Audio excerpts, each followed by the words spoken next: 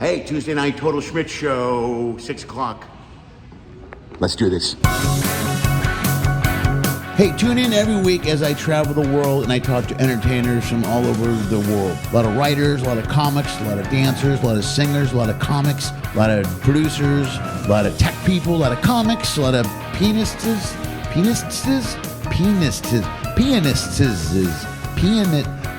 piano player type people. You know what I'm talking about. Musicians and lots of comics. Every once in a while, we'll throw in a comedy sketch, something like that, some music, some travel stuff. We'll even do a live remote from one or two of the ports they happen to be hanging out at. That's it. That's the whole show. And I'm going to record it all and put it on the intraweb. Sometimes. Usually late. Always late. Maybe, I don't know. And weekly? Nah, maybe. Sort of. Either way, sit back, grab a beer, light a joint, and enjoy this week's episode of Schmidt Show. Hey guys, thanks for tuning into the show. Today I'm talking to you from an airport. Look at me walking down a hallway, not in a cruise ship cabin, not on a beach, but on my way to a cruise ship and a beach. First, do me a favor. Thanks for tuning into the show. If you can, like the video, subscribe to the channel, give it a thumbs up, hit the like button. What do they say? Smash the like button. Is that what they say? Do all that stuff. Also, look at the tickers above me and below me. You'll get information on how to support the channel through our social media, which is all Mr. Lenny Schmidt, all the Venmo info, and Patreon. If you want to support on a monthly basis, tune in to Patreon. I was on the Celebrity Constellation and worked with Christina, who, I gotta be honest with you, put on an awesome show. There's a little clip of him here doing some stuff. He does piano. He does a whole boogie woogie, Billy Joel, Elton John. He does it all on piano, and a great, phenomenal live performer. It was a great show. You get a chance to check him out. You should. But him and I sat down and talked about working ships and what he does on the side and the band he works with when he's home in Tennessee. Do me a favor, sit back and enjoy this week's conversation with a phenomenal live performer, the one and only Christina. You just stuck me in the friend zone. You lit me out there all alone, without you to call my own. Yeah, you stuck me in the red zone. Thought we could be more than this. I could be your mister, you could be my miss. Seems you got a heart of stone. Well, you stuck me in the red zone.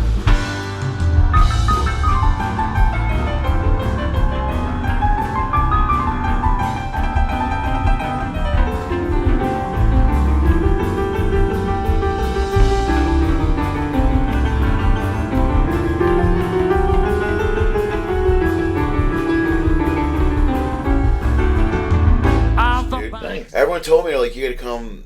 Laura's like, you gotta come see the show. I'm like, all right. And I try to make everybody, especially the guest entertainer shows. Yeah. And I cast most of the guest shows. But that's so I saw you at 9 o'clock. And man, you shred. Thank you. You are really, you're really good. You're great. Yeah, it was great to watch. I asked him. I don't think you know a guy named Jefferson McDonald. No. I sent him a message this week. He's another piano guy. But he did the $1 Million Quartet. Sure. He played Jerry Lee. Yeah. So he's trying to adapt into doing his own guest entertainer thing. He's done a couple of contracts. Yeah. So I immediately thought of him when I thought of you, because he's very heavy Jerry Lee. He's just he's kind of crazy. So yeah. I grew up on Jerry Lee. Yeah, and his hair's all over the place. Oh yeah. So when I saw, and the way your show is, I mean, your show is just so energetic. You know, all of it. It's good. Yeah, well, I try to do a variety, not just do Jerry Lee. You know, in my show on the ship, I do a couple of Jerry Lee. I like to do, Elton, a little Richard, and Billy Joel, and try to get them all in there. Well, you did a good job the other night, dude. Thanks. I saw Billy Joel in the Garden.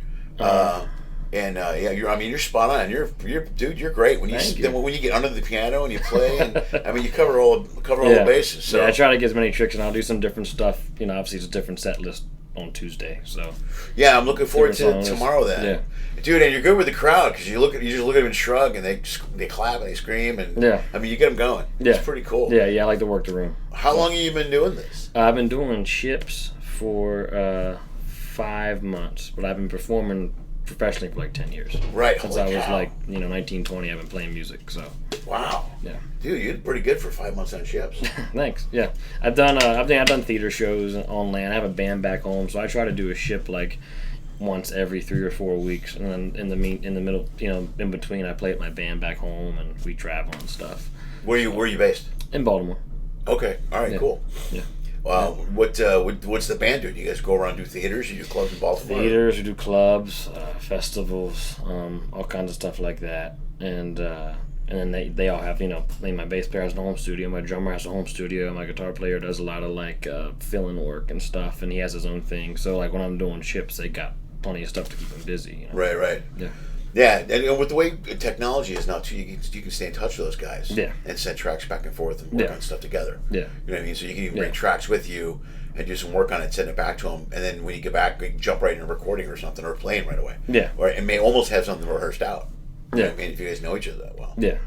That's so cool. It's nice. It's a lot of fun. How old are you, bro? 29. Dude, you're so young. Dude. Look at you, little fucker. I started playing piano when I was 15. I've been playing piano 14 years.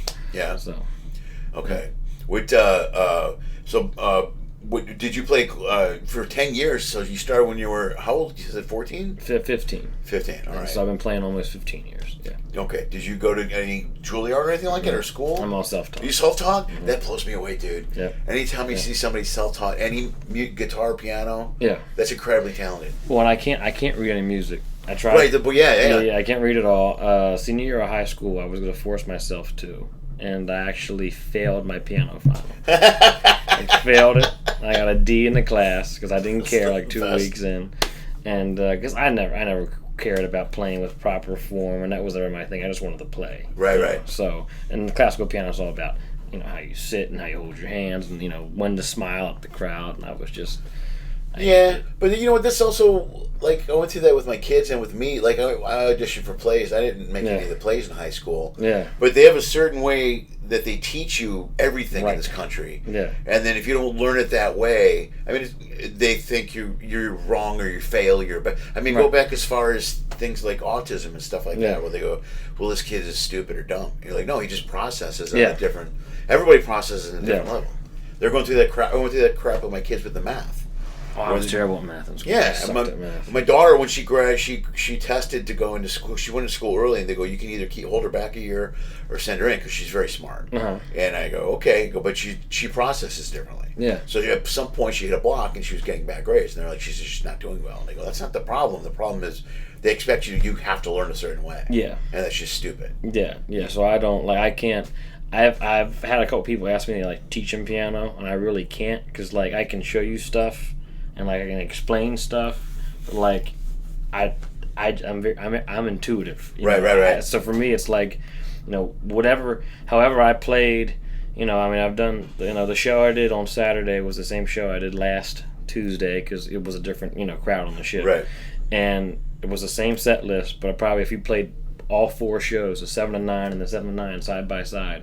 Everything I played and probably even some of the stuff I sang was just done different in every single show. Right, yeah. Because I just do it. There's none of that is, the songs I know, the chord changes I know, the lyrics I know, but everything else is just what's happening at the moment. Yeah, in the moment. That's the biggest thing is being in the moment. Yeah. Like to perform. Yeah. Like comedy's the same way. Right. You can teach structure and setup and punchline. Right. But some people just aren't funny. Right. I know lots of guys that write really well. Yeah. And you can do a setup punchline joke, but some people are just naturally funny. Like I was always just kind of funny before I got structure. Right. That goes back to that old saying: if you keep those that can't do teach, which isn't really an insult.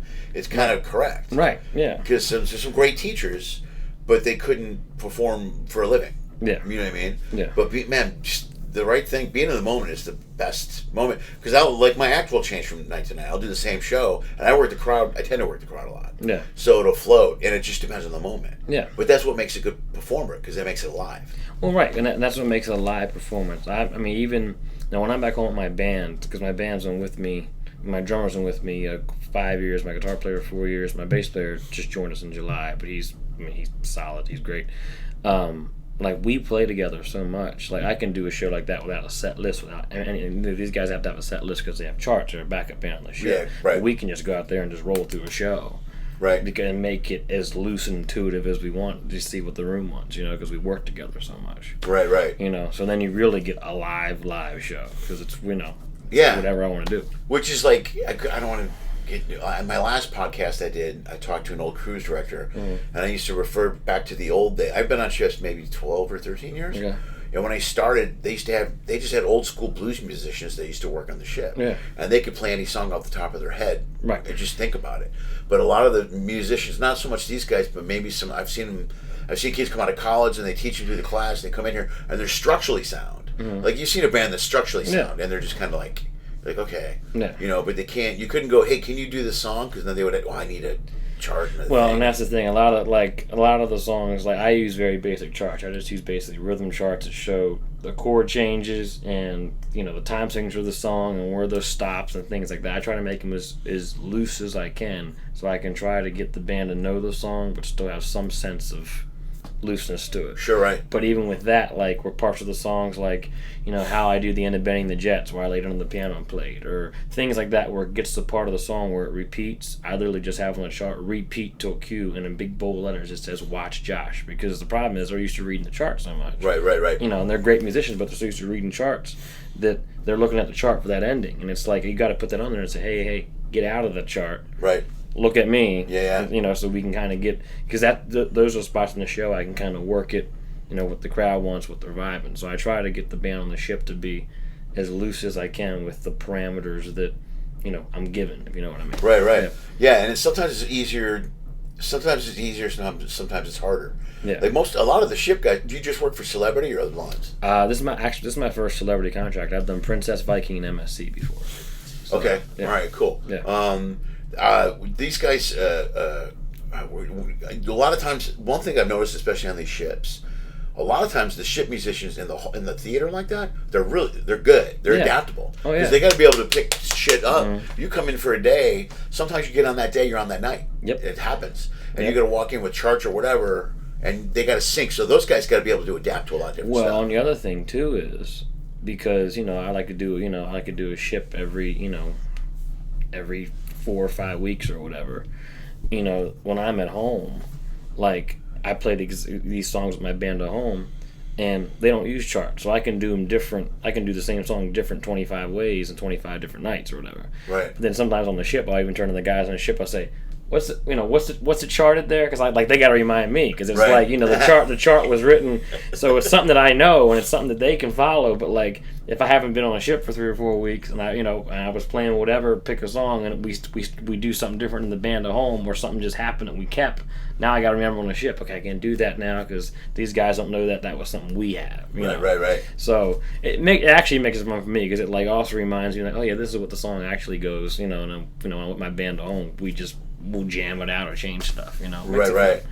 Yeah. Well, dude, that's really that's impressive, because like one of the things I work 4 different lines, and one of the things I like about that is every line has a different structure to the show, and what they look for. Some want a 45-minute clean, some want a 30 clean, some are a theater show, some are a club show. Yeah. So I'm constantly changing the flow of the show, and like I'm kind of high energy, so like you can't go out there and just pound for 45 minutes. There's got to be a ebb and flow to a 45 as opposed to a 30. But I like the change. Yeah. So like when you go from one line to another to the clubs, it keeps you on your head, like really fresh. Yeah. You know what I mean? Which is why being in the moment is so much more powerful or more important. Yeah. You know what I mean? Yeah. That's awesome. Yeah, and I think too. It allows you not to get, because like, if all I did with ships was just a ship band at some point, I would miss being able to go home with my band and just rock out. Right. Right. And the ship show. The ship show's a blast. I like going out. They're great travel. They're great exposure. The people are super nice. The crowds are great. You can't argue with doing a ship gig. No, right. But for me, I like to space them out. That way, I can do my thing with my band and record or whatever I want to do, and then I can hit these, every 4 or 5 weeks and go out and have a good time, play some nice shows. So it's fun, and it's fun to meet other musicians too. No, that's very cool. I try to mixing it up. I think is really important. I think if you become really stale and one-dimensional, if you're just doing one thing, same thing with music and comedy. I produce 2 gigs in LA, and I do them every month, and I do them on purpose to work on new stuff and work down in Hollywood, and then I go Vegas twice a year, Chicago twice a year, Dallas twice a year, and if you don't mix it up, I know guys that just do ships, and man, you become very one-dimensional, and which is it's not terrible for a ship career, right? But for the overall package, well, the thing about, as great as the ships are, the thing about ship careers is that no one on the ship has bought tickets to see you. They bought tickets to be on the ship. Right. You have to win them over. Right. So it's like, it's a very easy way to, make a steady income and play nice shows and play for great crowds, but you're not getting that added thing of people buying tickets at the door to come see your show. Sure, you right. know, it's a different world. Yeah, you're not the draw. Right. Yeah, and so if you're smart, like I think I just started getting into your social media a little bit. But what I try to do is I use the ships to build the social media to drive to the clubs. Yeah. So like I did an obscure one nighter in the IE California Inland Empire, which is like it's Pomona, Father Inn's desert, and I had 18 people come out. They saw me on a ship. It's just some one nighter, but they saw, and I had no idea. Yeah. But you generate that traffic through the people see you on the ship, and hand out your cards and stuff. What do you do? Do you hand anything out, or? I have cards that I can hand out. In my show, I mention social media and Spotify, because all my original stuff's all on Spotify. Right. So I always, that's why I always do at least one original song in my ship shows. Yeah, the original song was a great song, dude. The one about the piano. Yeah. Really good work, dude. Yeah. So I have that. I'll do a different original tomorrow, and then I have like 3 or 4 albums I record. I'm actually doing a new album this year. Okay. I've had on the shelf for like 5 years because of COVID and stuff. It's just sat there. Right. So now I'm recording that, and I'm recording in Baltimore this time. I've done Memphis and Nashville, and this time I'm taking my band in the studio, and we're gonna rock it out. So it should be cool. Okay. Yeah. All right. What else do you play besides piano? Pretty much just piano. I can play a little bit of drums. My birth dad was a drummer, so I kind of have that, innate sense of rhythm. I can pick up a bass and fit around with it. Like, I know notes and things, and that's just because, when I started playing piano, all the boogie woogie stuff is all left-hand bass line, so I can kind of transpose that to know, what the notes are. Okay. But really, besides that, piano is my main thing. What made you go? As you've been here for ships just 5 months, what made you look into ships? Somebody see you, or? Well, a friend of mine back home, a guy named Larry Ruckman, he was a house drummer on Carnival for years. Okay. And he's worked with like Ann Margaret for a little while, and Cab Calloway and people like that. So he's had an extensive career. And he's like, man, he goes, you would kill the ship game. Like, your show's great for the ships. You'd be a perfect fit for the ships. So we started looking into it, and then COVID happened, and the ships, nobody worked. Yeah, right. And then when ships were sailing again, a friend of mine in Nashville actually connected me to the agency that books me Blackburn, and I've been doing ships since end of last year. Oh, cool. Are you with Blackburn? Yeah. All right, cool. Yeah, I just heard. I know a bunch of people, comics went over there. Yeah, I love Blackburn. They're great. Dude, they've blown up. The ship thing is blown up, man. It's like there's more, and they're building more, and they're getting bigger. Like Carnival just approved another XL ship, and I'm just constantly amazed. I was talking to some of the guys from the bridge last night. I'm constantly amazed how these ships are always packed. Yeah. You know what I mean? COVID was weird because I was here before COVID. Right. And went through the COVID and then came back. Yeah. But then now, I can't believe how many people are on these ships. And not just, like, this is an older crowd because it's longer. Yeah. I tell people generally the rule of thumb is the longer the cruise, the older the crowd. Right. Yeah. And a lot of times, sometimes the lines have something to do with that. But for the most part, 3 days are booze cruises and 9-day cruises are older crowds and stuff. But even like a 3 or 4 day cruise, these ships are packed, man. And they go. People come to shows. They watch entertainment. Yeah. And your gig is perfect for it, man. Yeah, I try to. My first couple of ship contracts, I did 2 shows, and I did one show where I had funneled all like the oldies, 50s stuff, and the second show I had all the 70s Elton John, Billy Joel stuff. Right. And after a couple of contracts, I was like, I don't always get a chance to do the second show. Sometimes I get stuck doing the 50s show, and then I walk on a ship, and they're going, well, what, you do any Elton John? It's like, I do Elton John, but I'm doing my second show. So now I kind of got a great blend now on both shows where it's kind of a mix of, so the crowd gets, everything they probably would want, Okay. Yeah. So tomorrow night's a totally different show than the other night. Yeah, I mean, it'll still be, same kind of vibe. Yeah, same kind of vibe, but just different song lists. I do a few more rare deep cuts in the second show. Right. I talk a little bit more about my story in the second show. Then, the first show I kind of pack full with pretty much all hits and stuff like that. The second show obviously has some hits, but I kind of space it out a little with some deeper cuts and things. Right. Yeah. Do you what's your do? You got a family, married, kids? What's the name? No, not married. I inherited my grandparents' house, so I live there. I have a dog, and my parents live 15 minutes from me. I watch my dog on the way. So yeah. Very cool. It's nice, yeah. Nice. You got a house and everything? Yeah. Dude, smart. I'm trying to teach my daughters that now. Something I didn't learn till it was too late. How old are your kids? Well, they're young. They're still young. They're 22, and the youngest will be 20 in a month. Okay. So, but the oldest is an agent. She actually works for my she's a cruise agent. Okay. She just started doing it, and Okay. they're smart. I try to teach them saving money and property. That's my thing. Is like save some money, get some property. Yeah. Because I made all the mistakes when I was younger.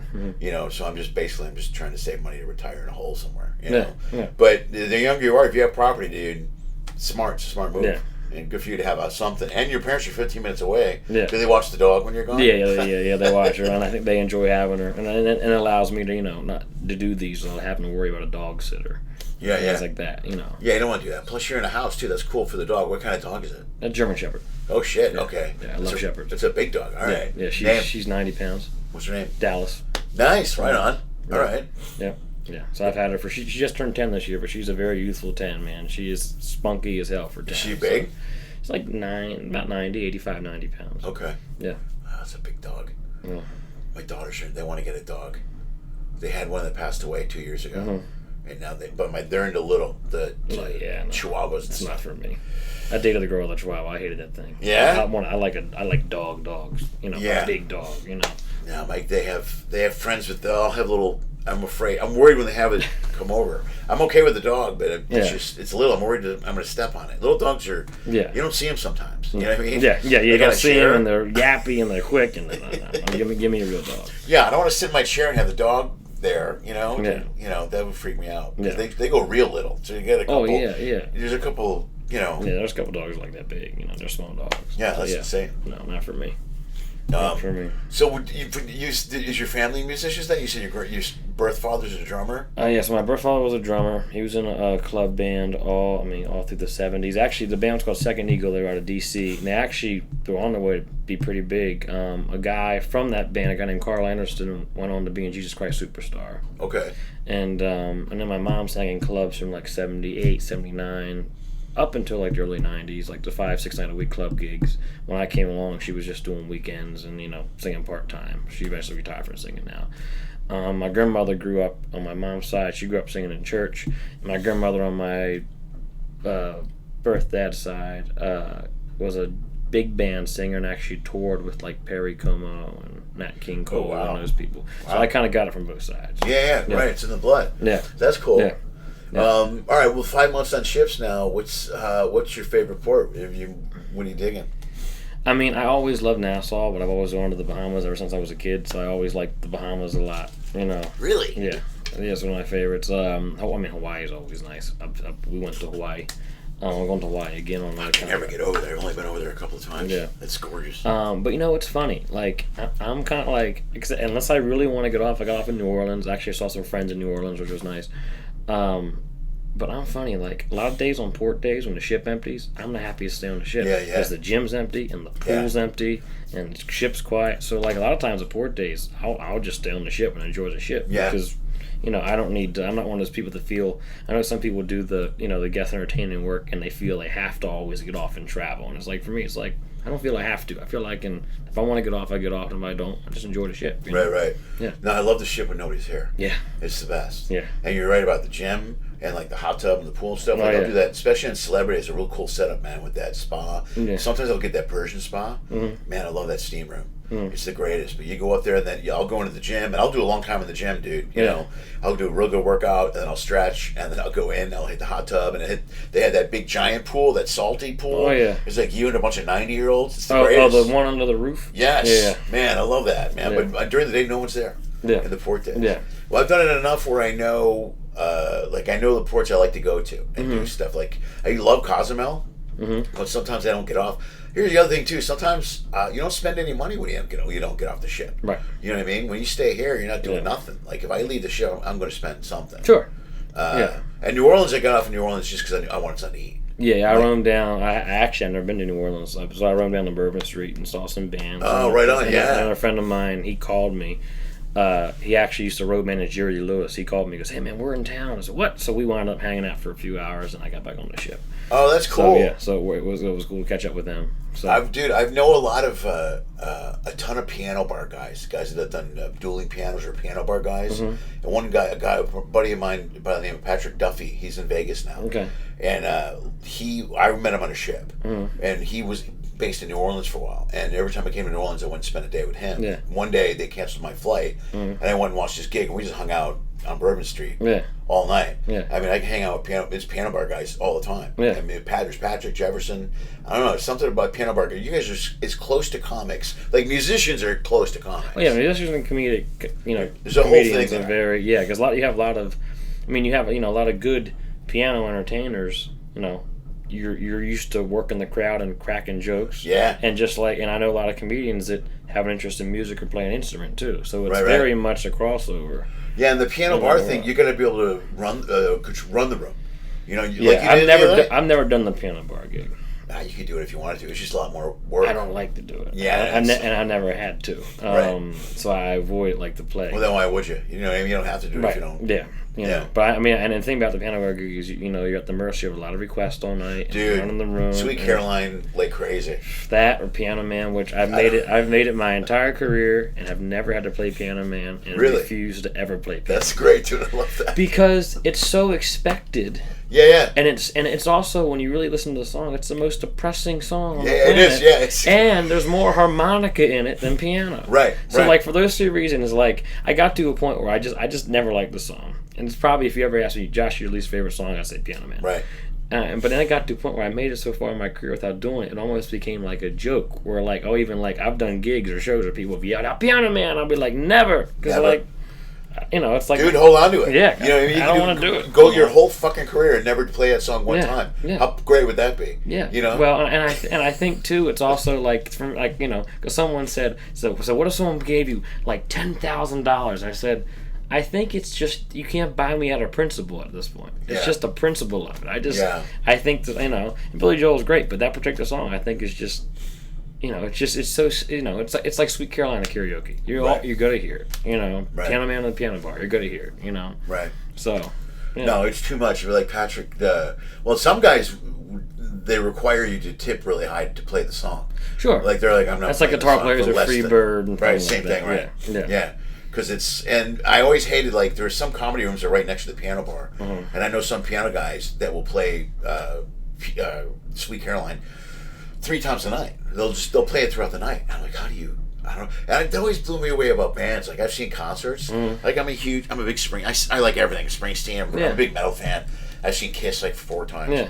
But I always think about Kiss, man. How many times do they play rock and roll all night in their entire? If I had to play that song 5 times a week or 4 times a week for 60 years, Well, Elton John did an interview before he stopped touring, and they say, what are you looking forward to most about touring?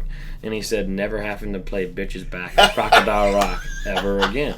And it's probably true, because he's done those songs, hundreds of times a year for 50 years, 45 years. I mean, It's got to. On the other side of that coin, though, I'm also amazed when Springsteen was interviewed once and said, "Born to Run" was the question they asked him. What do you think about "Born to Run"? Aren't you tired of that song? He's like, "Man," he goes, "I know that every night I play the song, there's people in that stadium that have never seen me do that song live. So I know they're there to see that. They've been living their whole lives to see that." And I've seen him a bunch of times, 20 times. Seen them, and for them to go out there and make it fresh every night, like we talk, you make your show, even what you do every night, you gotta make it fresh. Yeah. But for them to be able to keep it up and do it and still kill. I saw Kiss destroy in Bakersfield one night on a Monday. I'm like, man, it's a Monday in Bakersfield, and they just gave 110%. So that's the performer in them. Well, and it's also, I think too, as you said, there's fans that have never seen it before, but there's also, no matter how much you hate the song, when you play that song every night, the whole crowd knows every word. Yeah. So they sing along with you. I think, I know as a songwriter, you get to the point in your career where you've written something that 20,000 people know in an arena. Yeah. That's a dream come true. That's pretty powerful. And you see them do it. You'll see them get, some of these songwriters will get the choruses and they just stop singing. And the crowd will sing, that's kind of like the ultimate, I think, as a musician or a writer. Yeah. It's like, oh my God, you guys know everything. You guys know this whole song I wrote, in my bedroom. You know what I mean? I think that's pretty cool. So I think those things keep it going, but also to a degree, though, especially to like with Elton, like Crocodile Rock or Bitches Back. It's not like, and I love Elton's whole catalog, but it's not like those songs are Crocodile Rock was written as partially a joke. And Bernie wrote just kind of make fun of pop songs. Right, and it became a hit. So it's kind of like you write this kind of joke song, and now it becomes a hit. Now you got to play it forever. You know? Right. Yeah. When I saw I saw Billy Joel at the Garden with my daughter, and he every song he started, the crowd knew. Yeah. And he used to. The weird thing, like, I think he's getting ready to stop doing that. Like, he plays. Yeah, I think he's going to stop doing the Garden. Yeah, there's a final night. My daughter and I are looking into it, but it's almost like a residency for him. Yeah, what's he do? Every 5 weeks or something? Yeah, 6 weeks? He was doing twice a month, and then going to Miami and doing one before COVID. We saw him right before COVID. And it's like everybody there. It's like a party. Everybody kind of knows each other. But he'll mess with the crowd. He'll start a song and he'll go, "No, I'm not going to do that one." And then the crowd will yell at him and stuff. And then he'll start another song, and then he'll go back into it. But the second he hits a key, everybody knows immediately where he's going with the song and what he's singing. Yeah, I saw Elton 3 times on his farewell tour, and it was the same way. Elton was just, he just starts playing. You just know, people go nuts right away. Yeah, I never saw Elton. My brother saw Elton's final in L.A., but I didn't get a chance to see him. He's probably, he was still incredible at 75. He could still sing great. He's still a dynamite piano player. I mean, he's right. A friend of mine who actually produced my records, Kent Wells. He works with Dolly Parton, and she just did a new duet album. Right. And he got to go to L.A. and record Elton because Dolly and Elton did a duet of "Don't Let the Sun Go Down on Me." Oh, no way! All right, right on. That's great. He said Elton rolled in like this Gucci robe and stuff, like typical Elton, He said he got to hang out with him for a couple of days. He said it was great, but he got to work with him. He said he was he was a super nice guy. Dude, good for him for the voice too, man. To be able to carry that voice. See, people don't realize, like, even as a comic, I worry about my ex-wife taught me how to talk from my diaphragm. I'm very high energy and I project when I'm on stage. Yeah. So I used to blast out my chords and get very hoarse. Yeah. So for you as a singer, it's the same thing. People don't realize how much of a delicate balance that is to take care of your voice in a long-term. Like, look at you said Elton still sings. That's amazing to me. And what's odd, and I tell people this all the time. I did the ship, and this guy had a humidifier, and he had plants in his room. He had all this shit. And he goes, "What do you do?" And I said, "I do nothing." I said, "But I'm the worst person to ask because I've never canceled a show ever. I've only canceled 3 gigs in my whole career, and two of them was a family emergency, and one of them I had COVID, so couldn't play. Right. But I've never canceled a show because I lost voice, and I probably only lost my voice to the point where I really didn't feel comfortable with what I was singing maybe twice in my whole career. Right. But I do nothing. I don't watch what I eat before a show. I don't worry about what I eat before a show. You're 29 too, fucker. I got news for you. But 10 more years. You say that, but I know people that are younger than me, and you see a lot with female singers, and they're really they'll change keys, they'll cancel songs in their set because they don't want to. But it's also, I think, my favorite singers are Elvis and Joe Cocker and Huey Lewis and Jerry Lee Lewis, and these real gravelly, chest voice singers. Yeah. I think when you're doing that, how would you know if Joe Cocker lost his voice? That's true, yeah, right. How would you know if Huey Lewis lost his voice? Right. Those guys are gravelly and opened, so I think for me, because that's Elvis' stuff came from so deep inside him, right. You could hear it, right? Right, and I think for me, because that's where I started, I heard Elvis when I was 7. That got me in the music. So I started singing Elvis songs when I was 7. And Elvis is just a starting point with those other guys, Joe Cocker, Ray Charles, or Huey Lewis, or whatever. I think that, you learn to sing that way. Those guys, they're a very unique set of guys that it's almost hard to lose your voice as those guys. Right. Because of how they sing. And if you were doing, Journey or Queen, those guys, that's a whole different world. Yeah. Or Geddy Lee, I would be Rush guy. And Geddy's voice at the back, he really had trouble the last 15, 20 years. Yeah. Certain songs they didn't do live. They did Working Man, but they shouldn't have. You know what I mean? They struggled his way through that. Even the last thing he did, he didn't do the vocals on a couple of... Well, he did some stuff with after the Dave Grohl stuff. You know what I mean? He worked with them. Yeah. And I saw them do... I don't know if you saw them do the... South Park tribute for Matt Best for the birthday. There was a big birthday party. They had a birthday party, I guess. They're Canadian guys. I didn't realize this. Okay. And Rush came up and played with one of the guys who's a drummer. Matt is the drummer. Okay. So he got to play drums with Geddy Lee and Lifeson. Okay. But someone else sang the songs. Geddy didn't sing. Yeah. But because if you watched him sing, he struggled too to get it out. Well, and it's also too and I think it's also just a different era of music.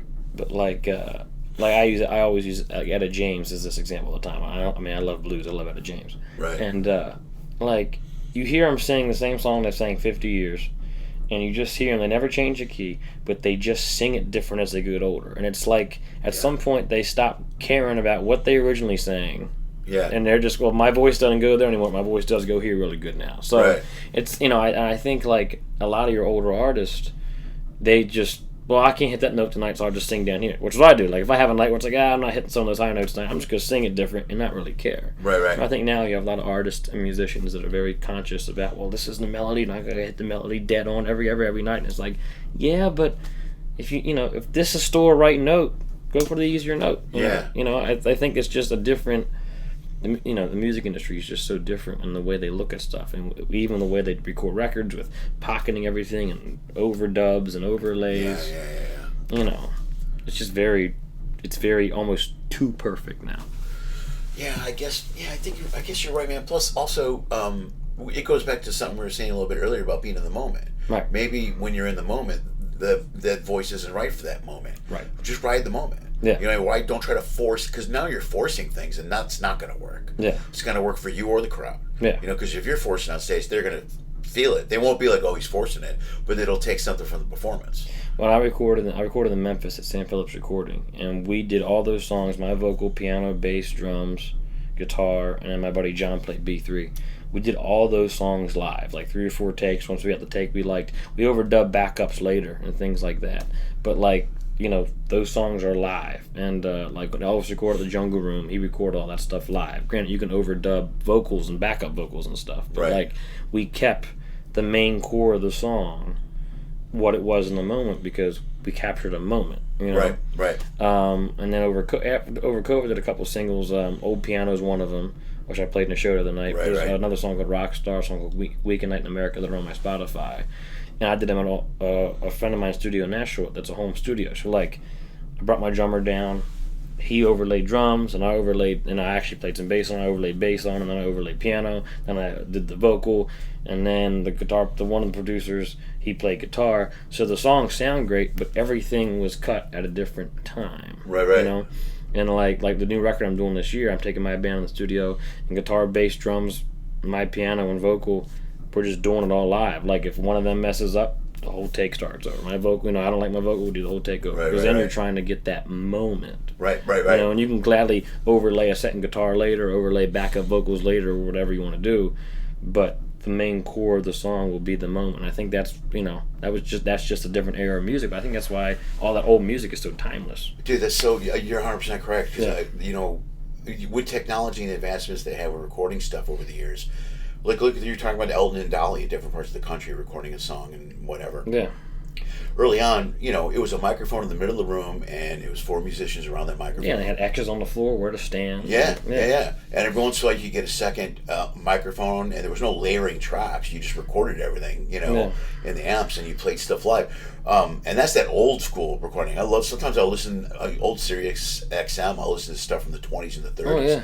And that's that old... every once in a while you get a really good recording too, where you're like, man, that sounds really good. Yeah. It's amazing for as old as it is. I know you can digitally remaster it as time goes by, but I always loved that live aspect is taken out of music, I think, so important. I remember early on when I was younger and Zeppelin started coming out they would do live tracks. They Shook Me and a couple of things were added at the back end of some albums, and they were live in the studio. Yeah. And so I thought that was cool. And if you go on YouTube now, man, there are millions. I'll go down a rabbit hole. I was a big Van Halen fan. Mm-hmm. And I'll sit here and listen to Eddie Van Halen in the studio for hours.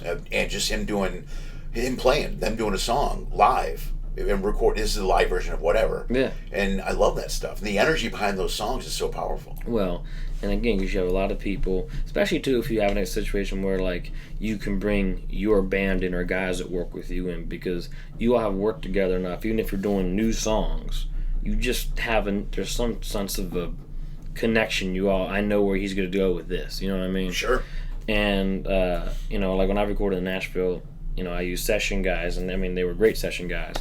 Like one guy, Rob McNally, was like CMA Guitarist of the Year, like 5 years running, like top guys. Right. And their songs are great, but like, I know like if I had my band there, the songs would probably sound different, but there would be a little bit more chemistry in the music. Sure, You know, because we all just play together so much. We just know how to, navigate each other's, feelings or whatever and play. Yeah. And that's just the old school thing. I mean, that's, the 40s, the 50s, the 60s, 70s. They would do 3 or 4 takes, and that was it. They might overdub other instruments, but the roots of that song that's what you got. Right.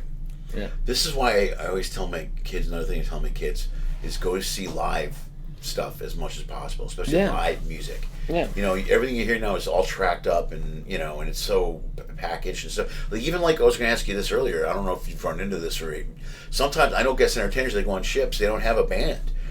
They use tracks. I don't use tracks. I just play piano. Yeah, okay, good. So you don't have no backup tracks. You just go up there by yourself and play the piano. And the reason is, at least, even if the band has charts, I have the chart set up where there's certain parts of the songs I can stretch or shorten if I have to. Depends on the vibe in the room. Like the other night.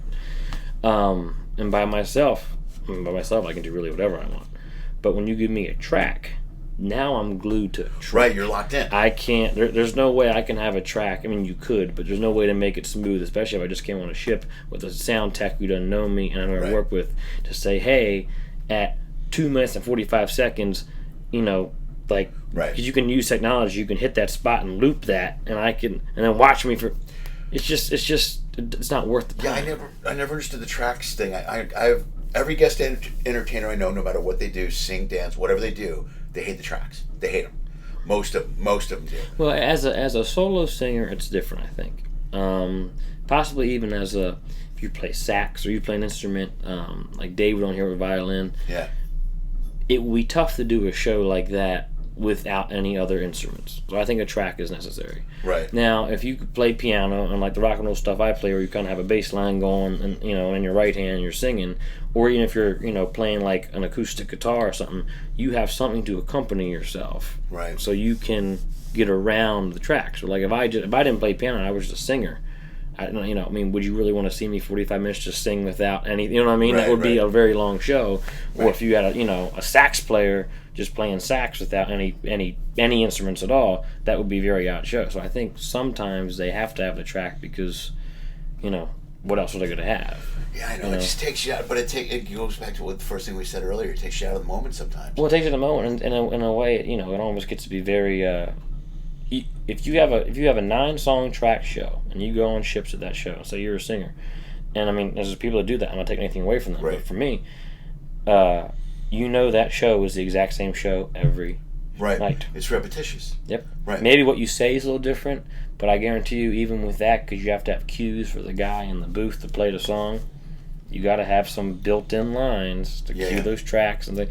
And for me, that's just not me. I have certain things I say at every show, that I rehearse that is about 60% what I say on stage. I know I'm going to say something about this here at this moment. Right. How I say and describe that, it's all different. Right, right.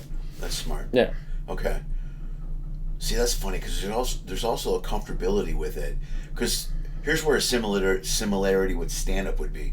Like I work the crowd and I do my sets. I have some bits that are like, this bit's, I have them timed out. I go, I know this bit is 5 minutes. I can look at a clock and go, I got 12 minutes left. I can do listen, I can do awkward, and I can do this. Those three, that'll put me at 12. Yeah. And I'll know right away.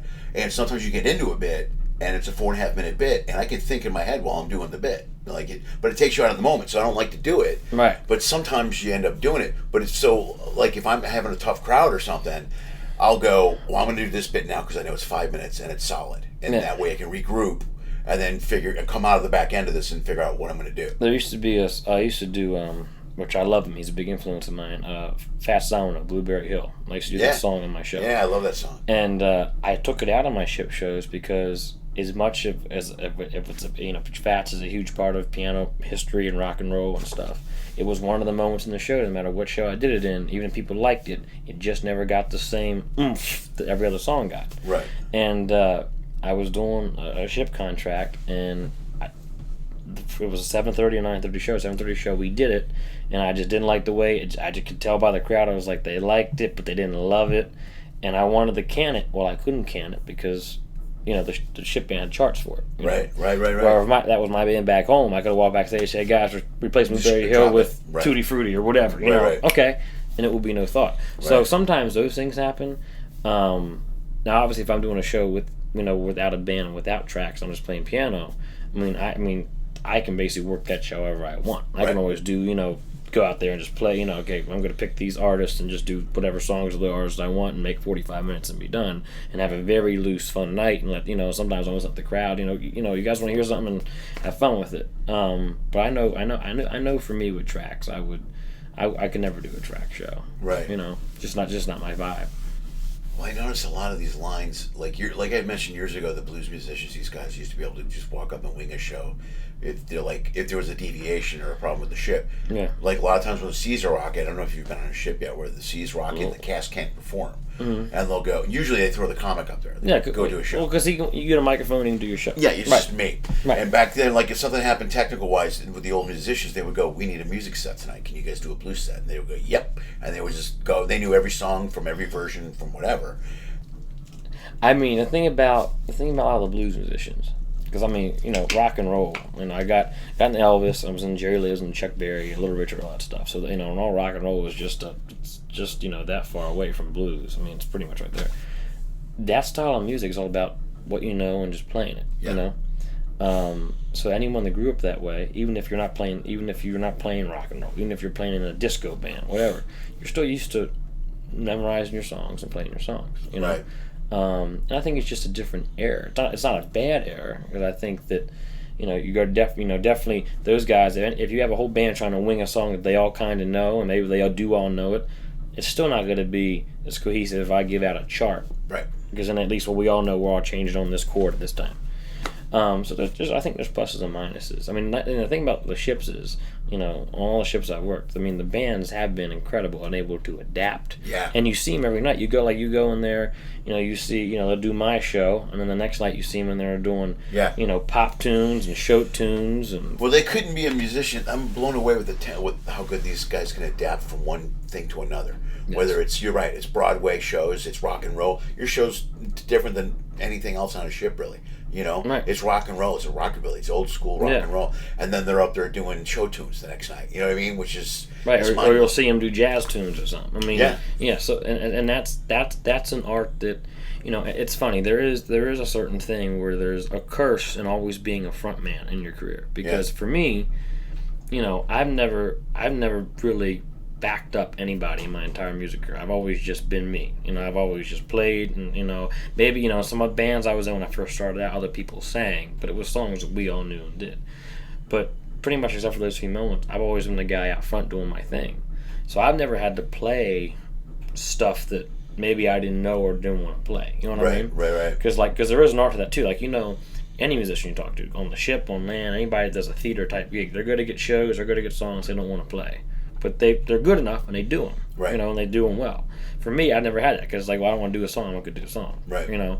So there is a curse of being a front man where I do what I do. I would never play piano on a jazz gig because it's not what I do, right? Where those guys, they can play anything because they have to play everything, because they have to back up anybody, right? It's a totally different art. Yeah, no, it is a totally different art and a totally different animal for them on the ship. Yeah.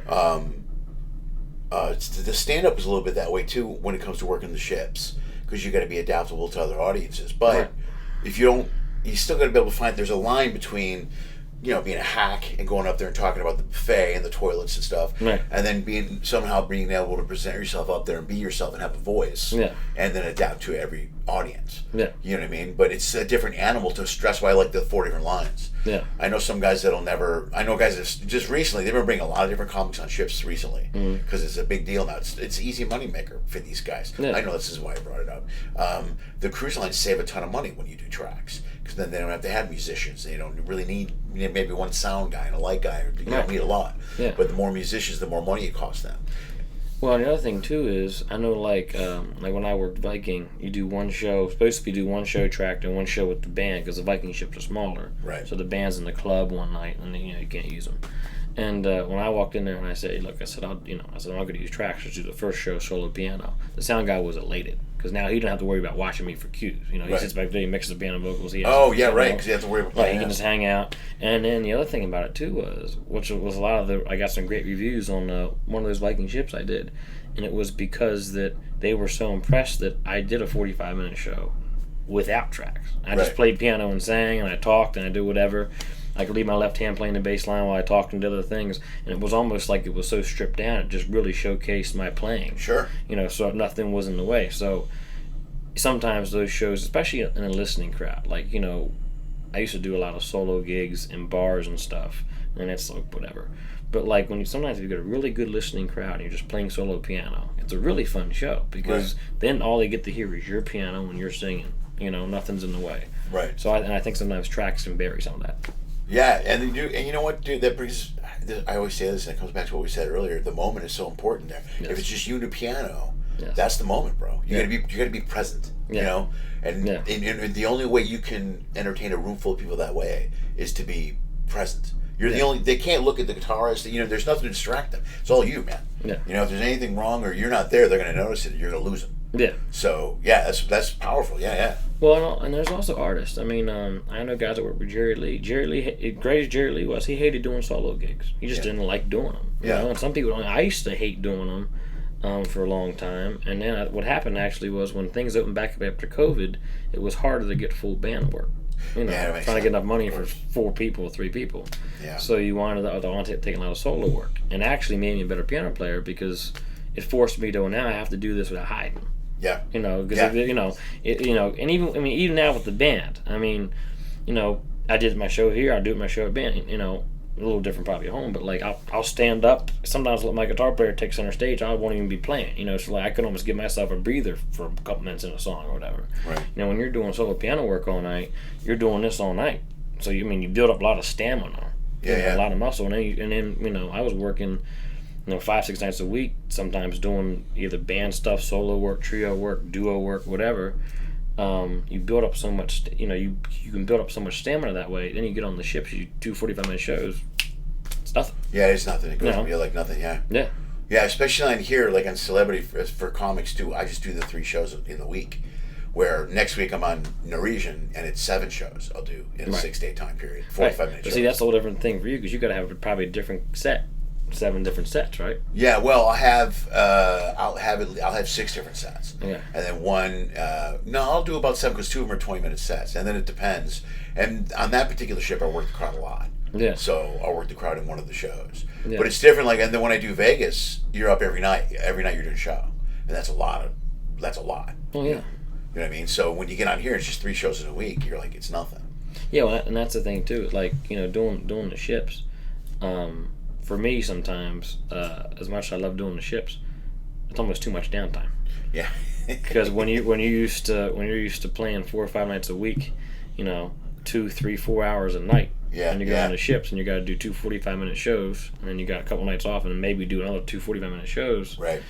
If I did that at home, at least I'd be home, I'd have a piano, whatever. Right. You can't really travel with the piano. It's a pain in the butt to travel with a keyboard. Yeah. So you wind up, you just get some downtime, which is nice. But like I know sometimes for me it's like I'm not as much now because I've been doing it for 4 or 5 months now. But when the first couple of contracts I did, I was like, this like I gotta do something. You know? And now I'm kind of like now I got a good rhythm on the ship. I get up and I do the gym, I do the pool and whatever. When I'm going to eat, go see the nightly shows. You kind of get a good routine. Yeah, you can adapt, man. You know what I mean? But his first couple of contracts, I was like, I'm not used to this. Right. And now I'm kind of adapted to it, which makes sense. You start to figure it out. Yeah, that makes sense. Yeah. No, I was the same way when I started out doing the ships also, and then going to port and stuff too. I would go out and spend a port day and then have shows at night. Mm-hmm. And once you're out here long enough, you can look at the schedule and go, okay, I know what to do this week. And it helps. And I bring a lot of shit to do during the day. Otherwise, I'll go crazy. Yeah, I always bring a book. I never had time at home to read a book. Yeah, and smart, I have a bunch of books stacked. I read Elton John's book on a contract that did. I reread Jerry Lee Lewis's book. I'm reading Chuck Berry's book right now. All books are like my artists that I look up to that I've just had stacked on my shelf, where people are giving them to me or whatever. And literally over the last 4 or 5 years, I never have time to read at home because I'm either at home playing or messing with my dog or hanging out with friends or dealing with home things or writing or whatever. Yeah, I gotta start carrying a book again too. A good time too. Traveling helps that too. Killing time in an airport, sitting on a plane. Sitting on a plane, reading. You know what I mean? Yeah. You got nothing but downtime. You got a delay. You're like, all right, I'm gonna read or whatever. Yeah. Smart. Yeah. That's a good move. Yeah. Pretty smart for 29, dude. You know a lot about music, dude. I can't wait to see your show tomorrow, dude. Let's wrap this up. Dude, thank you. I'm really glad Oh, you thanks just for having me, man. Yeah. Right to the camera. Any socials you want to plug? Anything like that? Go ahead and hit it. Yeah, you can find me on Instagram, Facebook at Josh Christina Official, and then all my original stuff is on YouTube, Spotify, Apple Music. Look up Josh Christina. You can find it all there, and I have new music coming out like June or July this year. So plenty of stuff to see. Perfect. Thank you, brother. Well, thank you. You're still watching? That's amazing. Nobody does that. Nobody, but you did. That means you want more. Pick one of these clips. Go for it. I dare you. Hey, also follow one of those social media thingies.